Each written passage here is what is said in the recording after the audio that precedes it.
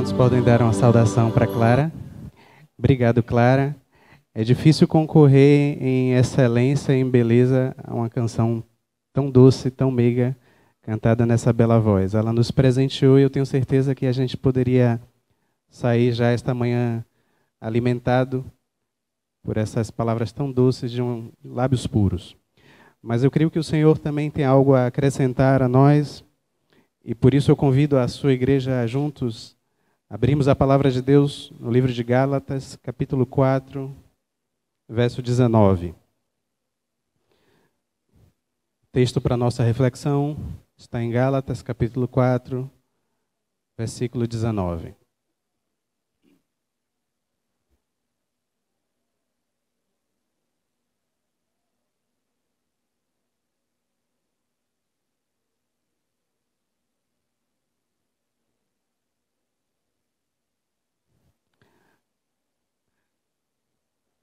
Gálatas 4:19, então, Paulo nos diz: meus filhinhos, por quem de novo eu sinto dores de parto, até que Cristo seja formado em vós.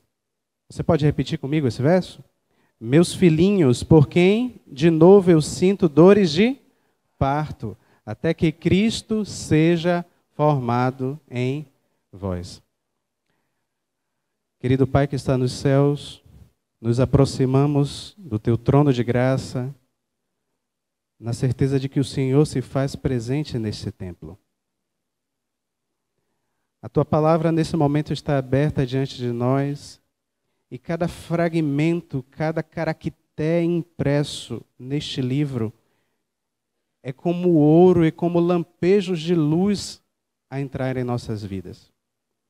Nesse momento, Deus, em que vamos prosseguir estudando e meditando na Tua palavra, que o Teu Espírito tenha liberdade de falar entre nós.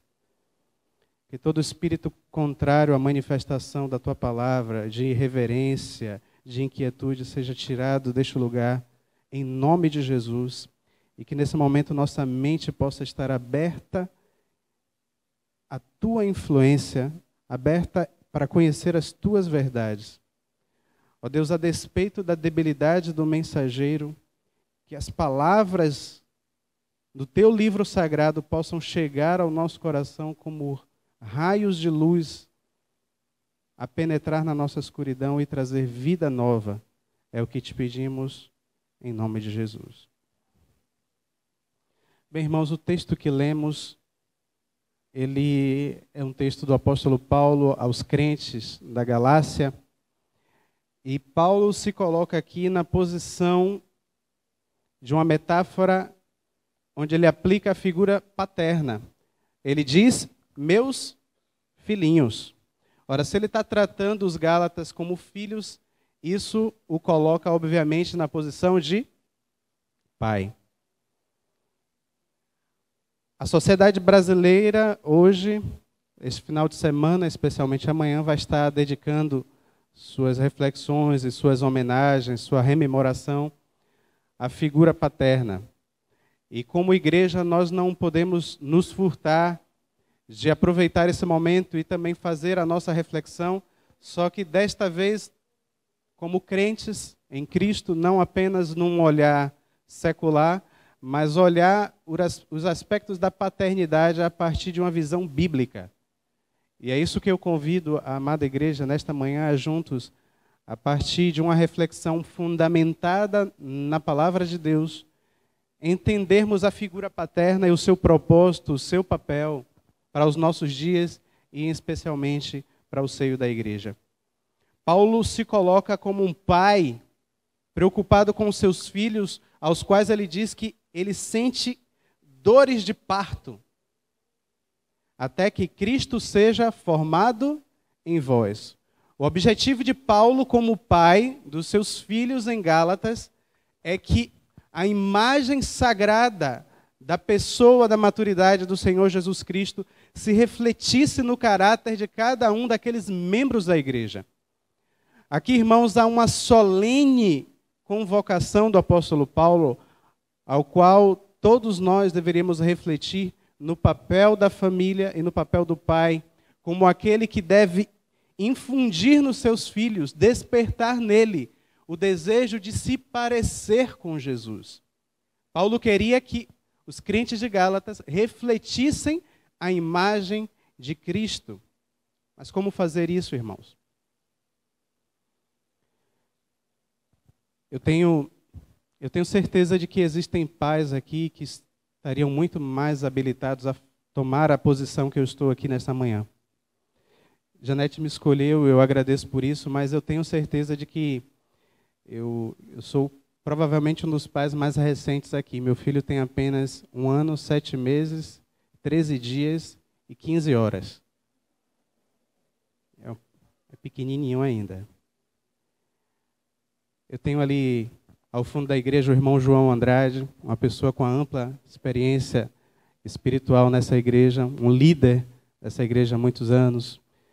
Eu tenho Menandro, que tem 2 filhas em idade, pelas quais ele já passou experiências provavelmente mais profundas e marcantes do que a que eu poderia relatar. Eu tenho Adnilson, eu tenho Figueiredo, eu tenho diversos outros pais aqui que estariam habilitados. Como eu não tenho essa experiência pessoal, eu gostaria de, a despeito da minha biografia como pai, tratar dos ensinamentos aqui, não da minha experiência pessoal, mas daquilo que eu consigo compreender da palavra de Deus e do Espírito de profecia. Por isso eu quero compartilhar com os irmãos aquilo que tem me despertado a estudar, os temas que têm me impactado como pessoa em relação à minha própria responsabilidade como pai, os desafios que eu tenho na criação, na educação do meu filho. E eu gostaria de iniciar contando a vocês a diferença que esse livro tem feito na minha vida. Não sei quantos pais aqui já tiveram a oportunidade de ler Orientação da Criança, um livro de Ellen White. Eu tenho conversado com meu cunhado Anderson e com algumas outras pessoas que cada página desse livro é como se fosse uma lição para mim que avassaladora, arranca de mim, às vezes, lágrimas, arranca de mim reflexões e temas de meditação profunda da solenidade com a qual Ellen White trata a missão dos pais aqui na Terra. Paulo começou nos dizendo que o desejo dele era infundir e despertar a imagem de Cristo nos seus filhos. E essa deve ser também a nossa missão como pais cristãos. Como pais que querem preparar os seus filhos não apenas para se tornarem bons cidadãos aqui neste mundo, mas que querem que seus filhos sejam cidadãos do reino eterno que não passará. Ellen White, neste livro, na página 113, ela vai nos dizer da influência da criança devidamente ensinada. Ela diz que jamais foi confiado aos mortais trabalho mais elevado do que a formação do caráter. Não somente devem as crianças serem educadas, mas devem ser treinadas. E quem pode dizer do futuro de uma criança ou jovem em crescimento? Dê-se o maior cuidado à cultura de nossos filhos. A criança devidamente disciplinada nos princípios da verdade, que tem o amor e o temor de Deus entretecidos no caráter, possuirá no mundo um incalculável poder para o bem. Eu não sei se as pessoas que ainda não são pais aqui ou mães conseguem sentir a força da palavra, mas eu tenho certeza de que aqueles que são pais conseguem perceber. Eu, quando ainda não era pai, as pessoas me falavam, olha, quando você for pai, você vai sentir um amor diferente. É diferente do amor pela sua esposa, pela sua mãe, por um irmão. E eu não conseguia captar isso porque não fazia parte do meu rol de experiência. Mas eu acho que a pessoa que conseguiu captar isso em palavras, para mim, talvez tenha sido o pregador Fernando Lux, que ele teve aqui. Eu sei que ele falou sobre vários temas, a igreja foi abençoada com as mensagens que ele trouxe, mas para mim uma das reflexões que ele trouxe foi um trecho bem pequeno, quando ele falou do momento em que o seu filho nasceu, que ele viu aquele pedaço de gente tão pequenininho, tão frágil, tão delicado, e que quando aquela criança pegou na pontinha do dedo dele, ele se sentiu completamente prisioneiro, ele sabia que ele estava sendo tornado prisioneiro para o resto da vida. E essa é, na verdade, uma imagem que, para mim, fez muito sentido, porque é assim que eu me sinto, ligado a essa pequena criatura para o resto da minha vida, e de forma que eu quero me dedicar tudo o que eu tenho de melhor para que ele possa crescer e se desenvolver, assim como Paulo diz assim, filhinhos, por quem eu sinto dores de parto, até que Cristo seja formado em vós. Agora, irmãos, a figura paterna, ela percorre por toda a Bíblia. Você vai ver desde o Antigo Testamento ao Novo Testamento a figura do pai nas mais diversas formas. Uma das frases mais marcantes em relação à paternidade é do próprio Jesus, quando ele diz que se vós, pais, que sendo maus, sabeis dar boas coisas, boas dádivas aos vossos filhos, qual dos pais que pedirá um filho, o filho pedirá pão, ele dará uma serpente? Quanto mais o nosso Pai, que está nos céus, saberá dar boas coisas àqueles que lhes pedirem. Essa figura no Novo Testamento, irmãos, ela é completamente nova e revolucionária, porque se você olhar para o Antigo Testamento, a paternidade, ela é utilizada como mera analogia. A bem da verdade, o salmista Davi diz que, assim como um pai anseia dar boas coisas aos filhos, Deus também nos ama. Mas essa é uma figura de analogia. Quando Deus se revela, por exemplo, a Moisés, ele se revela como, não como pai, ele se revela como eu sou, aquele que é autoexistente, aquele que é o Criador, que possui vida original em si mesmo. Talvez por isso, na mentalidade judaica do Antigo Testamento, você não verá referências a Deus como sendo tratado como um pai. As pessoas o enxergavam como o soberano do universo, como o Criador, como Deus eterno, como a majestade diante da qual nós devemos nos reverenciar e nos quebrantar. Mas é Cristo, na sua visão revolucionária, que nos conecta a Deus como membros da família divina. Ele nos eleva à sua condição. Ele diz que agora eu vou para o meu Pai e para o vosso Pai. É Ele quem nos ensina na oração sagrada, registrada em Mateus capítulo 6, Pai nosso que estás nos céus. Essa nova relação com Deus, de paternidade, de proximidade, de intimidade filial, é esse tipo de relacionamento que Deus quer ter com cada um de nós. É esse tipo de relacionamento que nós deveríamos desenvolver de confiança, de desprendimento com os nossos próprios filhos, de amor, de cuidado, de afeto total. A gente poderia falar de algumas imagens paternas na Bíblia. Imagens, por exemplo, de Adão. A Bíblia, irmãos, é um compêndio que não esconde os erros e virtudes dos seus personagens, porque ela quer fazer um retrato fiel da alma humana. E aqui a gente vê registrado tanto as suas virtudes quanto as suas misérias. A gente vê registrado os seus êxitos e os seus fracassos mais profundos e reprováveis.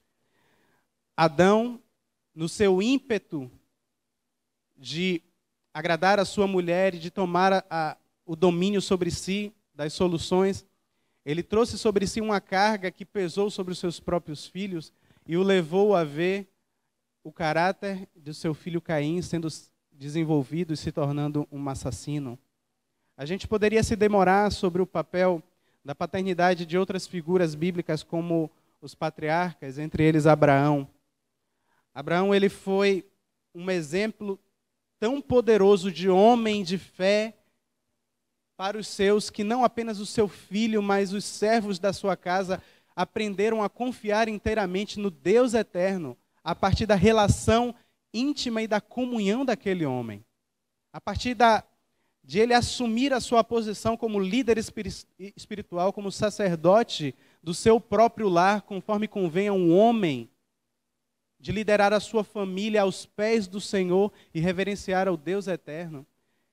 Aquela influência foi tão avassaladora que o seu filho aprendeu a confiar em Deus a partir do exemplo que o seu pai lhe colocava. De modo que a história bíblica nos relata que quando Isaque foi levado por Abraão para ser sacrificado, Abraão já era uma pessoa de idade, irmãos. Isaque poderia facilmente ter rejeitado aquele alto sacrifício, mas ele confiava plenamente, de modo a que ele se permitiu amarrar e se colocasse no altar, porque ele confiava na fé do seu pai e no Deus eterno a quem o seu pai servia. Qual tem sido a nossa influência? Qual tem sido o nosso exemplo de comunhão para os nossos filhos nesta casa de Deus? Ellen White chega a dizer sobre Abraão que a educação no lar significa muito. É uma questão de grande objetivo. Abraão foi chamado pai dos fiéis. Entre as coisas que o tornaram notável exemplo de piedade estava o estrito acatamento do seu lar, que o seu lar dava as ordens de Deus. Cultivava a religião no lar. Aquele que vê a educação dada em cada lar e que mede a influência dessa educação disse: porque eu tenho conhecido que ele há de ordenar a seus filhos e a sua casa depois dele, para que guardem o caminho do Senhor, para agirem conforme a justiça e o juízo. Será que Deus poderá proferir para mim e para você essas palavras? De que Ele tem observado a sua conduta, de que você vai guardar a sua posteridade, conhecendo os caminhos de Deus? Irmãos, a nossa sociedade ela tem passado por uma revolução cultural, uma revolução nos costumes, e no olho do furacão está a família. Satanás tem colocado a família como objeto, o seu principal alvo de destruição nessa sociedade nos últimos dias. Porque ele sabe que no núcleo da família é que a verdadeira fé, assim como Abraão pôde preservar, ela pode ser transmitida de geração em geração. Por isso o modelo da família, como Deus instituiu, um pai, a mãe e os seus filhos, desfrutando da comunhão de um lar, ele tem sido tão atacada na nossa sociedade. E por isso a figura paterna também tem sido alvo. Claro que os filhos e as mulheres, mas eu gostaria de, neste momento, dedicar-me a refletir sobre os pais. Eu me lembro que, até mesmo nos desenhos animados, a gente pode observar essa guerra cultural de forma a caricaturar a imagem e o papel dos pais, de forma a desmerecê-lo, a rebaixá-los, a ridicularizá-los. Há um tempo atrás, eu não sei se ainda passa esses desenhos, mas passava a família dinossauro, onde passava ali o pai, o tal do Dino, que ele era retratado como? Quem é mais antigo aí, os novos não vão lembrar. Ele era retratado como um ser completamente patético, que apenas obedecia às ordens, os seus filhos o desprezavam como líder, ele não tinha liderança alguma, e assim, pouco a pouco, a imaginação é moldada e as crianças vão aprendendo a tratar os seus pais com aquela forma lúdica que é ensinado ali. Outro desenho era os Simpsons, onde o Homer é retratado como um completo bobalhão, um incompetente, um inepto, alguém que não conseguia fazer as coisas mais simples, a menos que tivesse alguém pelo lado, alguém que não tinha princípios morais firmes e que cedia a qualquer tentação. A mídia como um todo, a educação escolar formal, os meios de comunicação, as instituições políticas têm sido usadas nas mãos de Satanás para desvirtuar o papel da família e o papel do homem como o seu chefe, aquele que deve liderar a sua família, conforme diz o apóstolo Paulo, para formar neles a imagem de Cristo e o caráter do Senhor. O seu papel como sacerdote do lar, como aquele que tem a maturidade, aquele que deve ser, ao mesmo tempo, o provedor, aquele que deve ser o representante de Deus nos desafios do seu lar, tem sido manchada pela covardia, tem sido manchada e maculada pela imagem que o mundo tem transmitido. O mundo, a partir dos anos 50 e 60, viveu uma onda do feminismo que supostamente se opõe contra a dominação do homem, contra a mulher, mas que, na verdade, transfere para o seio da família simplesmente a luta de classes marxista, socialista, que quer opor uma pessoa contra outra, criar conflito da sociedade. Aquela luta que era entre trabalhadores e empresários, ela é transferida para o seio da sociedade para criar conflitos no lar. Ela é apropriada, e isso, irmãos, quem está dizendo não sou eu, são os textos dos próprios teóricos dessas ideologias satânicas. Se você ler o Manifesto Comunista, vai estar lá dizendo, Karl Marx fala que um dos objetivos principais dele é a destruição da família, porque, segundo ele, a família perpetua as desigualdades de classe. Isso é apropriado por teóricos como Simone de Beauvoir, a esposa de Jean-Paul Sartre, que escreveu livros revolucionários dizendo que o papel da mulher deve ser de dominação e que o papel da esposa, a mulher, quando se submete ao casamento, é como se ela estivesse se submetendo a um estupro. Quer desvirtuar o matrimônio, que foi a instituição dada por Deus no Éden. Judith Butler, outra teórica, que é uma das mais influentes no mundo atual, que trouxe para o seio da sociedade a discussão sobre identidade de gênero, onde os papéis da masculinidade, da feminilidade, segundo ela, não são atributos biológicos com as quais você nasce, com a qual Deus determinou o seu sexo, mas sim são, segundo eles, construções sociais. Tudo isso tem entrado na mente dos nossos filhos através da educação formal, nas escolas, nas faculdades, e eles chegam ao seio da igreja de modo que você vê que a juventude da igreja tem sido seduzida por doutrinas como essas, ideologias políticas satânicas, que o objetivo final é desvirtuar a família e derrotar a possibilidade de perpetuar a verdadeira fé na sociedade. Mas os jovens são seduzidos por palavras e não conseguem perceber a força avassaladora. E a igreja tem sido despreparada para lutar contra essa enxurrada. E os pais têm sido alvos do descrédito. A mídia tem colocado a figura paterna como simplesmente alguém autoritário, alguém violento, e é assim que as feministas gostam de pintar, para criar justamente esse papel de antagonismo na nossa sociedade. É patrão contra empregado, é homem contra mulher, é gay contra hétero, é negro contra branco, e criar dissensão e discórdia para criar um clima de insustentabilidade, de inconvivência entre as pessoas, de forma que a gente não consiga compartilhar o evangelho, que em Cristo nos une e nos faz uma só fraternidade, porque quando Jesus nos ensina a oração do Pai Nosso, Ele está nos colocando na condição filial, participando de uma só fraternidade. Negros, brancos, pobres, ricos, todos somos iguais e unidos à paternidade de Cristo Jesus, à paternidade do Deus eterno que nos criou. Somos feituras suas, obras de suas mãos, e precisamos compreender esse papel para nos render como filhos e desejar, almejar ter a imagem de Cristo no nosso caráter. Tudo isso, irmãos, tem sido penetrado na igreja, na sociedade e nos lares. E esse livro tem despertado em mim o desejo de compartilhar com os irmãos essas realidades. Me permitam compartilhar um outro fragmento. Ellen White diz: pais, por amor de Cristo, não cometais um erro em vossa obra mais importante, a de moldar o caráter dos vossos filhos para este tempo e para a eternidade.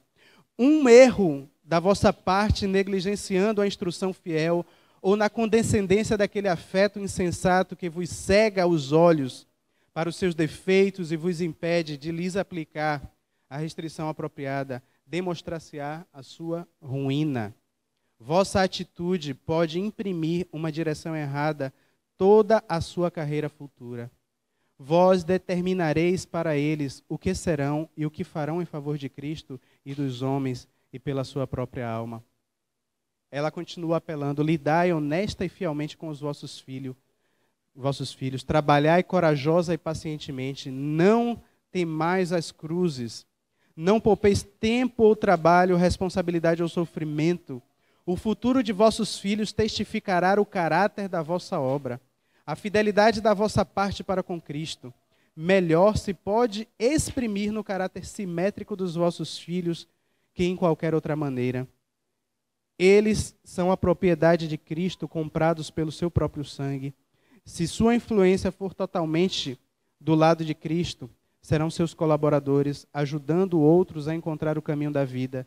Se negligenciardes a obra que vos foi confiada por Deus, vossa atitude insensata de disciplina, colocá-los-á na classe dos que se afastam de Cristo e fortalecem o reino das trevas.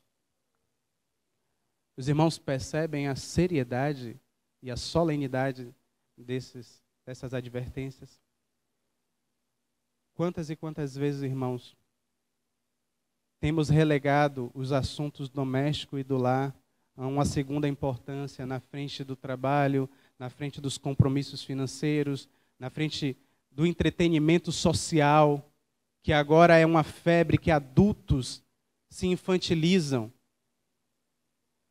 Como disse um amigo meu recentemente na rede social, achar Pokémon Go é fácil. Eu quero ver você achar o livro de Ageu, o livro de Naum, o livro de Obadias. Se a gente pedir aqui na igreja, muita gente vai ter dificuldade de encontrar a palavra do Senhor. Mas tem pessoas incentivando os seus filhos e eles próprios, gastando o tempo sagrado que Deus nos deu em divertimentos mundanos e alienantes, como um jogo de celular, para caçar pequenos demônios que estão invisíveis e disponíveis no celular. Ah, irmãos, que tempo solene e que geração desprovida nós temos vivido dentro da igreja. Eu me lembro que no início do ano, Jorge passou aqui, em uma das suas mensagens, um vídeo do pastor Paulo Júnior que falava sobre esta é a pior geração de crentes que já existiu durante toda a história da cristandade. Irmão, se nós olharmos a história, você vai ver que nos primeiros séculos da igreja cristã, os crentes eram lançados no Coliseu para serem devorados por animais. Eram queimados vivos, cantando hinos ao seu Salvador, sabendo que o seu Redentor proveria a sua vida eterna. A coragem e intrepidez com aquelas pessoas, com a qual aquelas pessoas defendiam as verdades eternas, com o risco da própria vida. Mas nós hoje fraquejamos diante de alguém que prefere estar jogando Pokémon Go do que dedicar um tempo para meditar no Senhor. Bem-aventurado o homem que não anda no conselho dos ímpios, não se detém no caminho dos pecadores e nem se assenta na roda dos escarnecedores. Antes o seu prazer está na lei do Senhor e na sua lei medita de dia e de noite. Ele será como a árvore plantada junto aos ribeiros dos rios, cuja folhagem não murcha e no devido tempo dá o seu fruto. Os ímpios, porém, não são assim, são como a palha que o vento dispersa. Mas o Senhor conhece o caminho dos justos, mas o caminho dos ímpios perecerá. Tem sido a palavra de Deus tema da nossa meditação no nosso lar. Temos preferido ela ao conhecer as verdades eternas do Senhor que vão nos levar aos céus? Ou temos deixado que a palha que esse mundo espalha, dispersa, os farelos que os porcos comem sejam alimento da nossa família?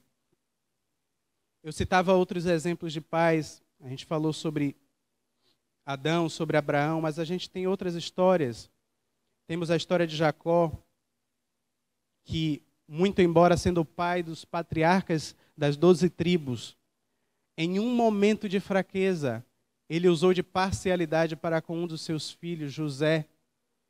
Irmãos, não se deixem enganar, Deus usou aquilo, e como diz a palavra do Senhor, Ele é capaz de transformar maldições em bênçãos. Aquela tragédia familiar de os irmãos vendendo o seu irmão como escravo para os ismaelitas, e ele indo para o Egito como um escravo vendido. Isso é uma tragédia familiar ocasionada pelo favoritismo e pela parcialidade do seu pai no trato com os filhos. Um erro, dizia Ellen White, pode comprometer a salvação da nossa família. Quão solene devemos ser em meditar nisso, em procurar então o trato do Senhor. Irmãos, Moisés foi fiel a Deus em todas as coisas, mas em algo do seu lar, ele estava tardando em cumprir por conta da sua esposa. Aqueles que conhecem a história sabem que quando Moisés vem de Midian para se tornar o libertador de Israel, o seu filho Eliezer, o mais moço, ainda não era circuncidado. De modo que Moisés passava mal a noite, porque o anjo do Senhor estava ali o compelindo para que ele fosse fiel, que ele cumprisse, mas por atender um apelo da sua esposa, cuja cultura não compreendia o significado da circuncisão, que é uma ferida infligida ao prepúcio do menino, e ela sentia pena e dor do menino mais novo. Ela tardou aquilo, mas a tardança em cumprir a vontade de Deus comprometeu a fidelidade de Moisés, de modo que Ellen White diz que no caminho, quando vinha de Midian, Moisés recebeu uma advertência assustadora e terrível a respeito do desagrado do Senhor. Um anjo apareceu-lhe de maneira ameaçadora, como se fosse imediatamente o destruir. Explicação alguma se dera. Moisés, porém, lembrou-se de que havia desatendido um dos mandos de Deus. Cedendo à persuasão de sua esposa, negligenciara efetuar o rito da circuncisão em seu filho mais moço. Deixara de satisfazer a condição pela qual seu filho poderia ter direito às bênçãos do concerto de Deus com Israel. E tal negligência por parte do dirigente escolhido de Israel não poderia senão diminuir a força dos preceitos divinos sobre o povo.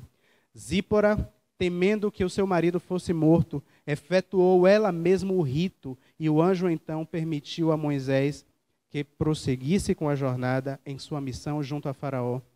Devia Moisés ser colocado em posição de grande perigo. Sua vida unicamente poderia perseverar pela proteção dos santos anjos.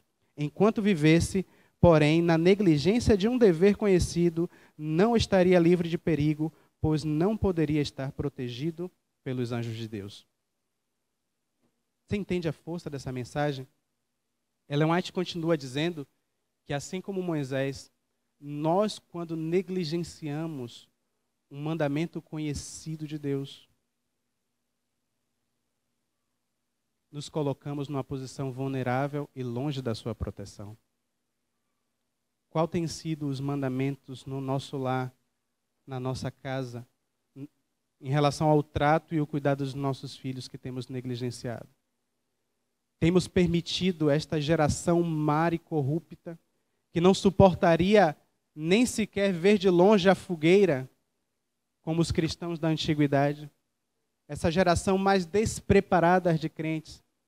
Ou nós queremos, como Paulo no verso inicial que lemos, gemer ainda que com dores de parto, mas que o nosso lar esteja firmado no Senhor, refletindo a imagem de Cristo?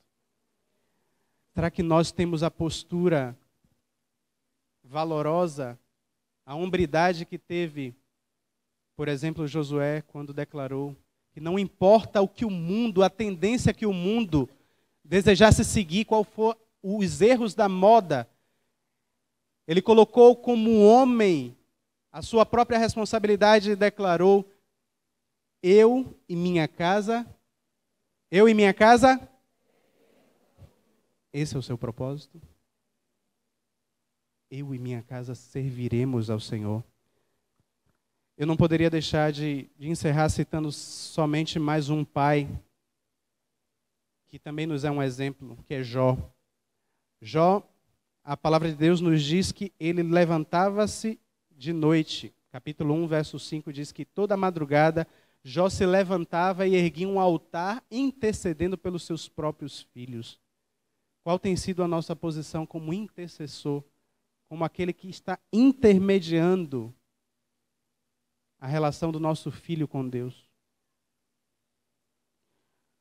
Mas a relação por excelência, irmãos, aquela que revela não as fragilidades de um pai humano com o seu filho, ela é retratada pelo próprio Senhor Jesus na parábola do filho pródigo. Essa parábola, ela retrata as mazelas e as misérias do egoísmo de um filho, que é o protótipo da minha e da sua alma, longe de Deus, egoísta, e de um pai amoroso que não mede esforços para que o seu filho esteja no lar, salvo das influências corruptoras desse mundo. O amor de Deus anela sempre aquele que dele se afastou e põe em operação influências para fazê-lo tornar a casa paterna. O filho pródigo, em sua miséria, voltou a si. O poder ilusório de Satanás sobre ele que ele exercia, foi quebrado. Ele viu o sofrimento, que era consequência da sua própria loucura, e disse: quantos trabalhadores do meu pai têm abundância de pão, e eu estou aqui comendo os farelos que dão aos porcos. E qual foi a decisão dele, irmãos? Levantar-me-ei e irei ter com o meu pai. Miserável como era, o pródigo achou esperança na convicção do amor do pai. Era aquele amor que o estava impelindo para o lar. Assim, a certeza do amor de Deus é que move o pecador a voltar para ele. A benignidade de Deus te leva ao arrependimento. Uma cadeia dourada, a graça, a compaixão do amor divino é atada ao redor de toda pessoa em perigo. O Senhor declara: com amor eterno te amei, com benignidade te atraí. É possível que essa manhã eu tenha falado para pessoas que, na sua memória de infância, a sua relação com o seu pai não reflete isso que a palavra de Deus está nos mostrando. E por isso a imagem de Deus foi manchada na nossa concepção. Tem pessoas que conseguem conceder a Deus como um velho barbudo e rabugento sentado num trono, pronto a dar ordens, e intolerante quando elas não são cumpridas. Essa é a imagem que muitos pais, ao tratarem assim os seus filhos, colocam na cabeça deles como Deus é. Nada poderia ser mais subversivo, mais corruptor, irmãos, mais errôneo da imagem de Deus. A imagem de Deus é retratada no filho pródigo como aquele pai compassivo, perdoador, não como aquele que cria restrições desnecessárias ao seu filho, mas aquele que cria barreiras de proteção para que o mal não entre de forma avassaladora e mate a sua pureza, mate nele aquilo que há de melhor, aquilo que poderia preservá-lo para a eternidade. Eu gostaria de compartilhar o último fragmento nesta manhã, onde, refletindo sobre isso, Ellen White diz que em sua irrequieta juventude o filho pródigo considerava o pai como inflexível e austero. Que diferente é agora a sua concepção dele. Assim também, os enganados por Satanás consideram Deus como áspero e severo. Vêm-no esperando para denunciar e condenar, como se não tivesse vontade de receber o pecador, enquanto houver uma desculpa legítima para não o auxiliar. Consideram sua lei uma restrição à felicidade humana, um jugo opressor de que se alegram em escapar. Todavia, o homem cujos olhos foram abertos por Cristo reconhecerá a Deus como cheio de compaixão. Não lhe parece um tirano inexorável, mas um pai ansioso por abraçar um filho arrependido. O pecador, como o salmista, poderá exclamar: como um pai se compadece dos seus filhos, assim o Senhor se compadece daqueles que o temem.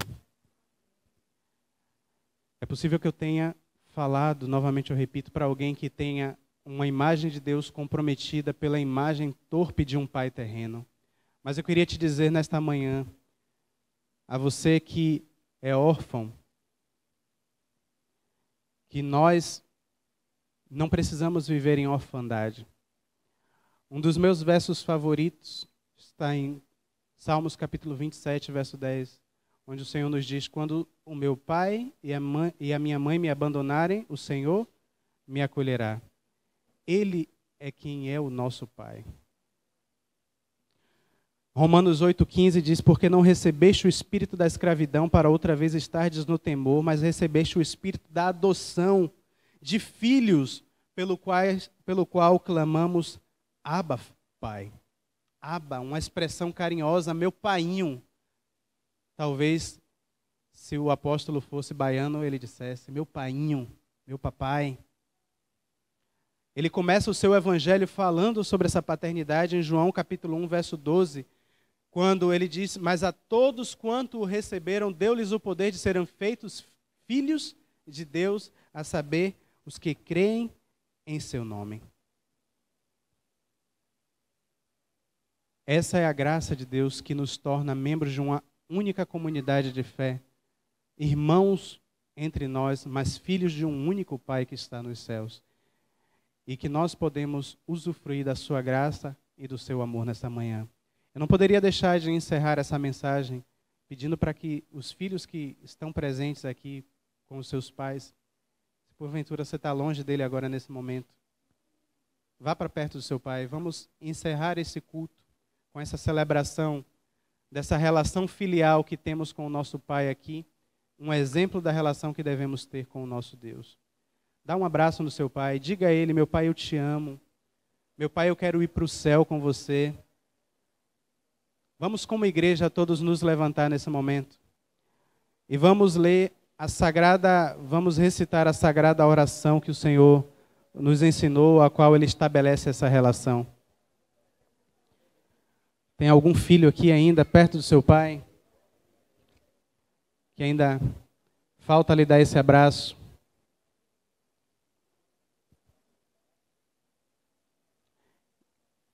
E todos nós podemos, como um todo, nos sentir agora abraçados pelo nosso Pai que está nos céus. O meu pequeno está ali dormindo, né? Vem cá, por favor. Vamos todos de pé fazer essa última oração. Agora faremos a oração que o Senhor nos ensinou. Pai nosso, que estás nos céus, santificado seja o teu nome. Venha o teu reino, seja feita a tua vontade, assim na terra como nos céus. O pão nosso de cada dia nos dai hoje. Perdoa as nossas dívidas, assim como nós perdoamos aos nossos devedores. Não nos deixes cair em tentação, mas livra-nos do mal, pois teu é o reino, o poder e a glória para sempre. Amém. Deus abençoe a toda a sua igreja, a todas as famílias aqui representadas e a todos os pais.